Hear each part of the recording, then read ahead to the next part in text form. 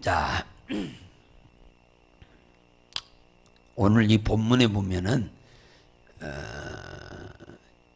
기도 응답을 잘 받는 비결에 대해서 얘기하고 있어요. 기도 응답을 잘 받는 비결. 그동안에 우리가 잘 히브리서를 많이 잘 안 보기 때문에 잘 많이 읽지 않아서 여러분들이 잘 생소할지 모르겠습니다만은 이 본문 내용 보면 기도 응답을 잘 받는 아주 지름길로 가는 방법을 지금 말하고 있어요. 기도 응답 잘 받는 게 복을 받는 거고 그게 바로 형통한 삶이죠. 기도 없이 응답을 잘 받는 복 받는 것은 없어요. 약방에 약을 지으면 반드시 감초가 들어가시. 약방 하면은 양약을 말하는 게 아니고 한약방을 말하는 거죠. 그러면 약을 지을 때 반드시 모든 약에는 공통으로 들어가는 게 이 감초요. 감초는 달그작작해서 입에다 넣고 좀 깨물면 굉장히 기분이 맑고 머리가 아주 기분 좋죠. 그래서 저는 한약이 쓰니까 다르라고 이 감초를 넣느냐고 물어봤어요. 한약방에 가서.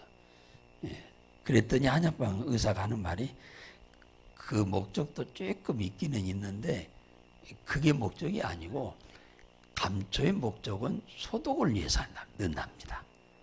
소독.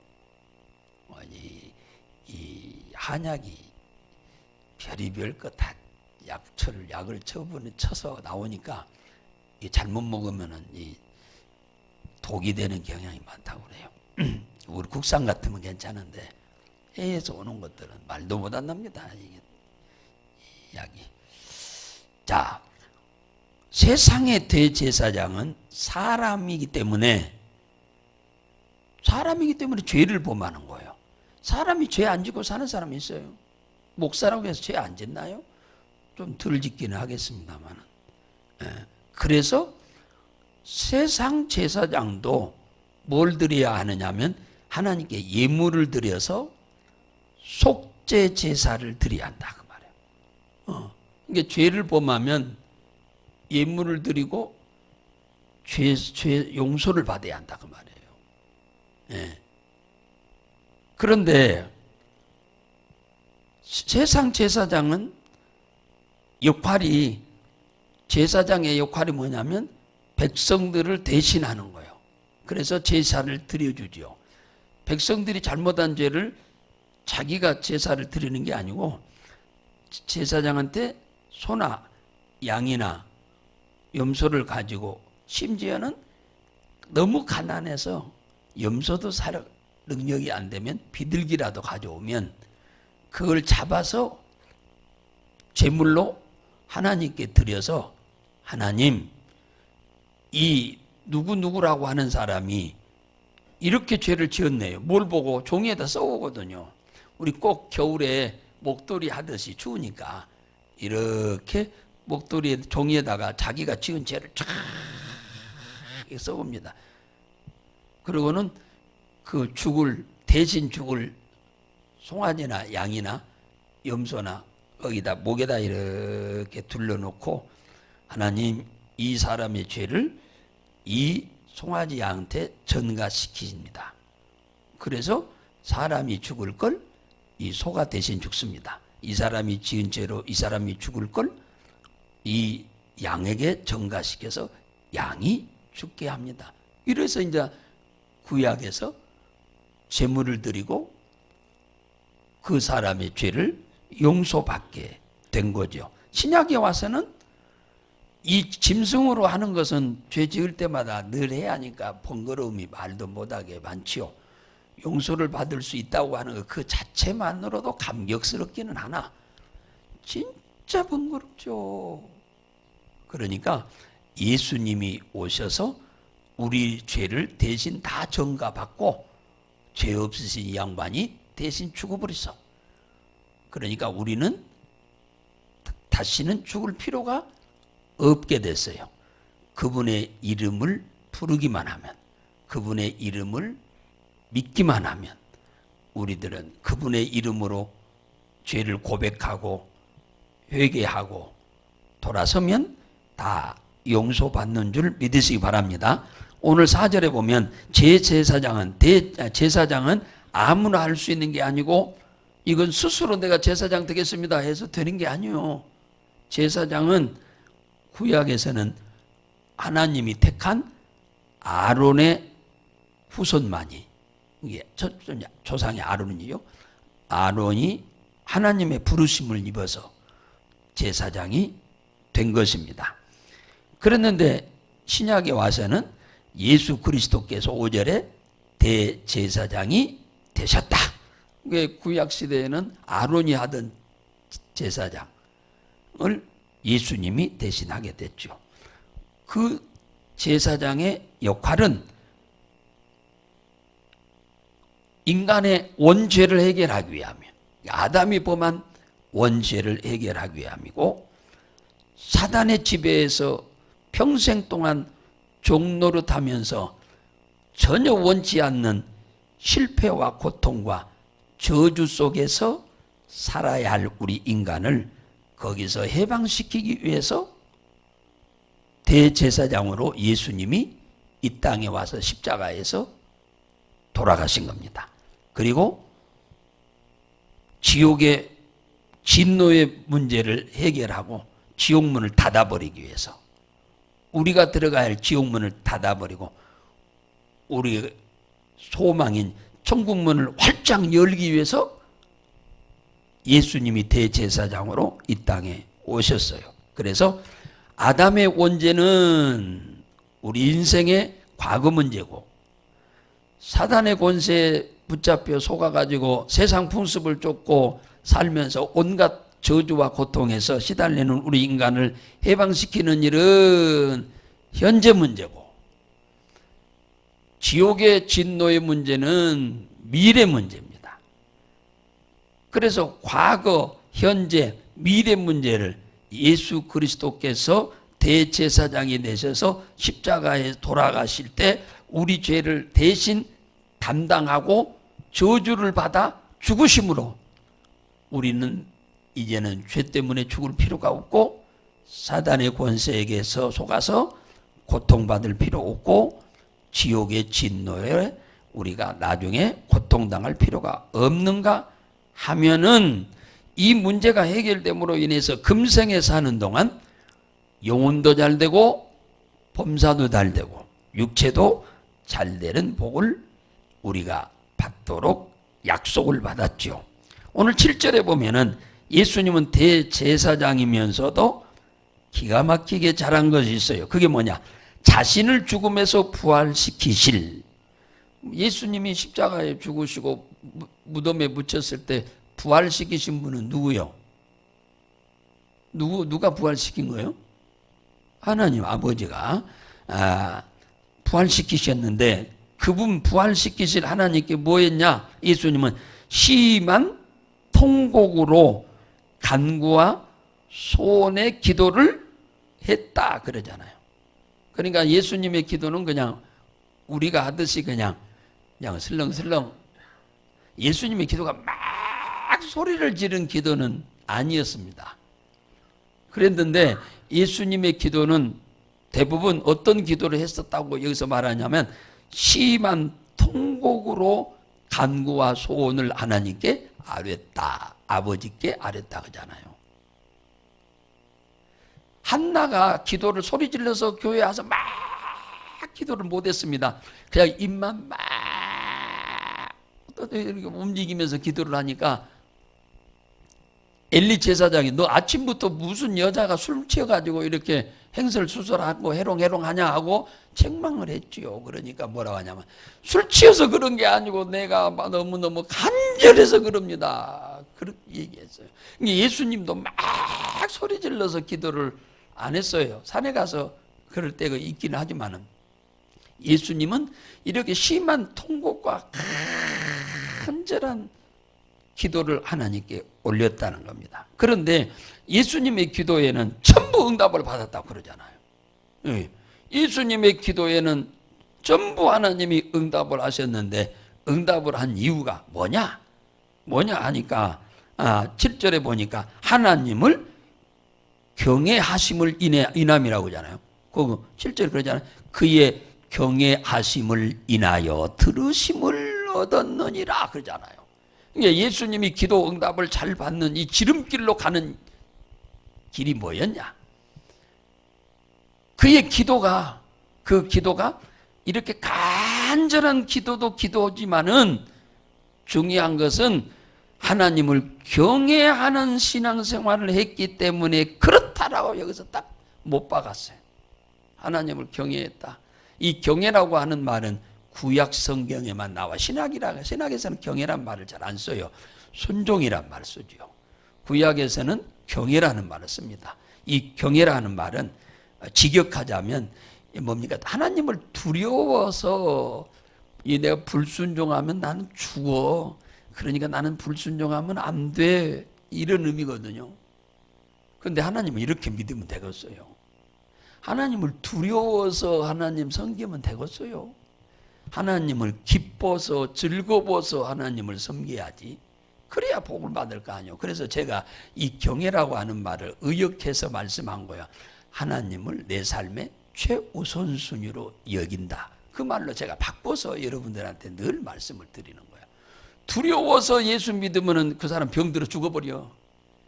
에? 두려우면 죽어요. 사람이 병들어서. 즐거워야지. 하나님 섬기는 것이 즐거워야 돼요. 내 삶의 최우선순위로 여긴 것. 이게 성경의 경외라고 하는 말을 수많은 성경의 등장인물 중에 하나님은 딱 한 사람을 지명해서 모델로 말씀을 하셨어요. 그 사람이 바로 누구냐면 아브라함이. 아브라함이 100살의 아들 이삭을 낳는데 120살이 됐어요. 그러면 아브라함의 나이가 120살 됐죠. 아브라함은 어마어마한 부자인데 말도 못한 부자예요. 아브라함이 자기 재산을 관리하는 사람이 318명이나 됐어요. 그러면 조금 부자요? 어마어마한 부자입니다. 그런데 이 이삭을 100살에 낳았어요. 그러니 어디에다 넣어도 안 아파요? 그 눈에다 넣어도 안 아프다는 말은 비유로 하는 말이죠. 진짜 눈에다가 쑤셔 넣으면 안 아프겠습니까? 손톱 밑만 가시 하나 찔러도 아픈데. 그 귀한 아들이에요.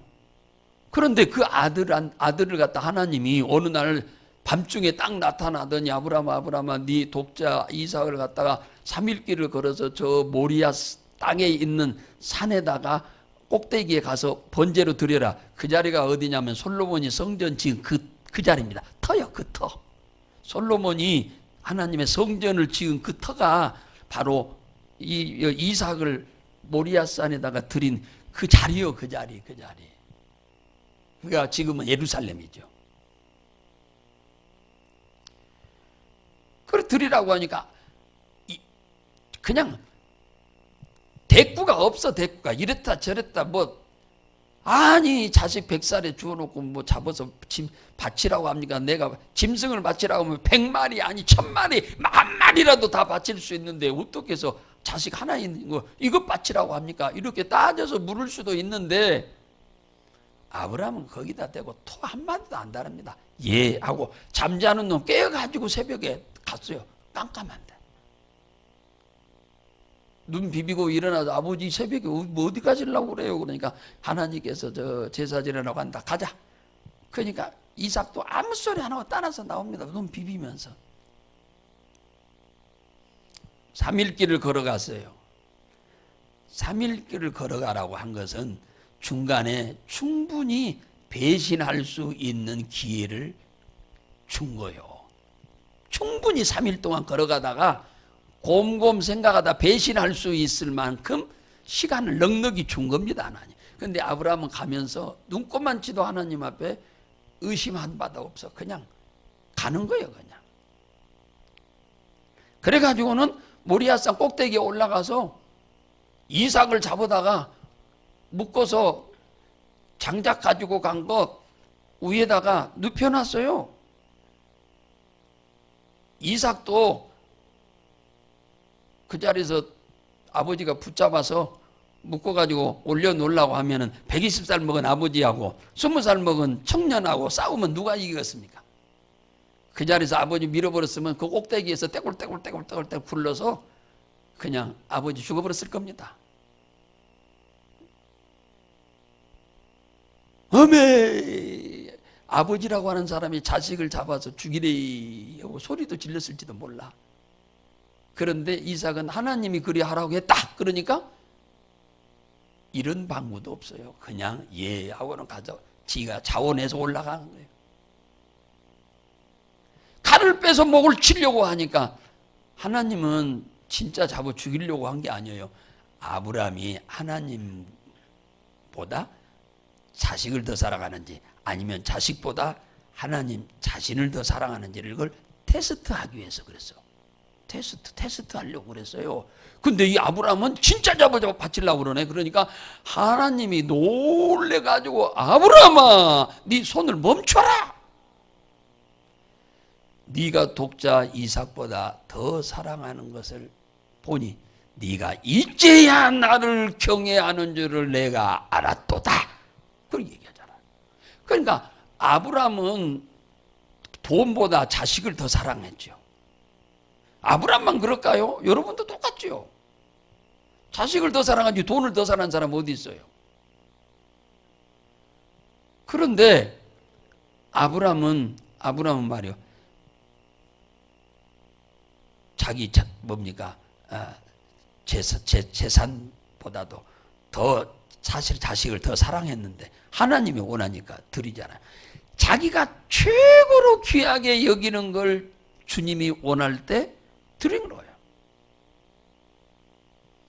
이게 하나님을 경외하는 거예요. 하나님을 경외한다. 지금 예수님이 이 땅에서 기도한 것마다 응답이 안 된 게 한 가지도 없어요. 예수님은 모든 일을 할 때마다 기도했어요. 하나님 앞에 몸 병든 자를 고칠 때, 어떤 이적을 행할 때, 기사를 행할 때, 표적을 행할 때마다 항상 주님은 기도를 했어요. 그랬는데 그 예수님의 기도가 막 소리 지르는 기도는 아니나 그냥 조용히 하는 기도인 것 같았으나 예수님의 기도는 이렇게 심한 통곡으로 하는 기도였다고 그렇게 말하는 거예요. 그리고 그의 삶이 자기 원대로 산 게 하나도 없어. 주님이 원하시면, 아버지가 원하시면 무조건 다 순종한 거예요. 십자가 질 때 안 지려고 그랬잖아요. 겟세마네 동산에서 기도할 때 아버지여 이 잔을 내게서 떠나게 해주시옵소서. 그 말은 내가 십자가 나는 지기 싫은데요.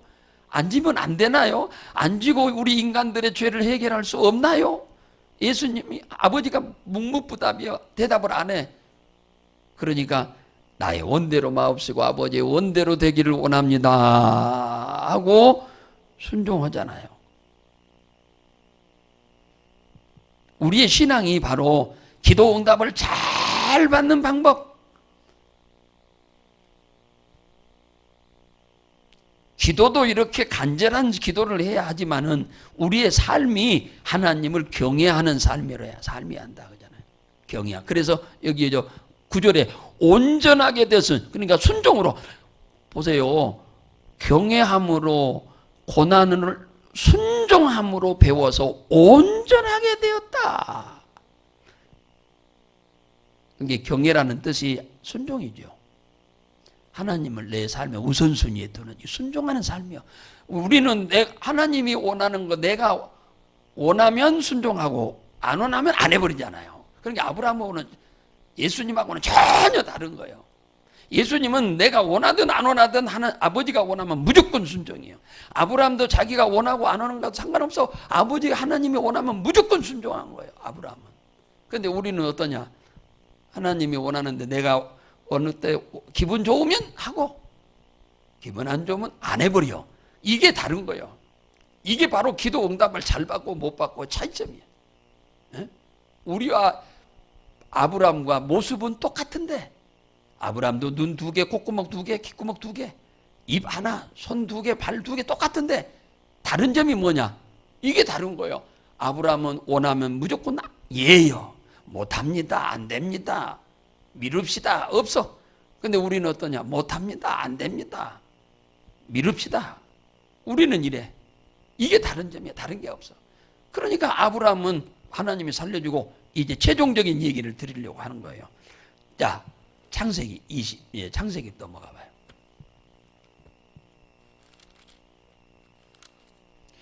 이 우리와 아브라함과의 다른 점입니다. 신앙이 다르니까 그의 열매도 다르죠. 열매가 다르죠. 자, 24장, 창세기 24장 1절만 봅니다.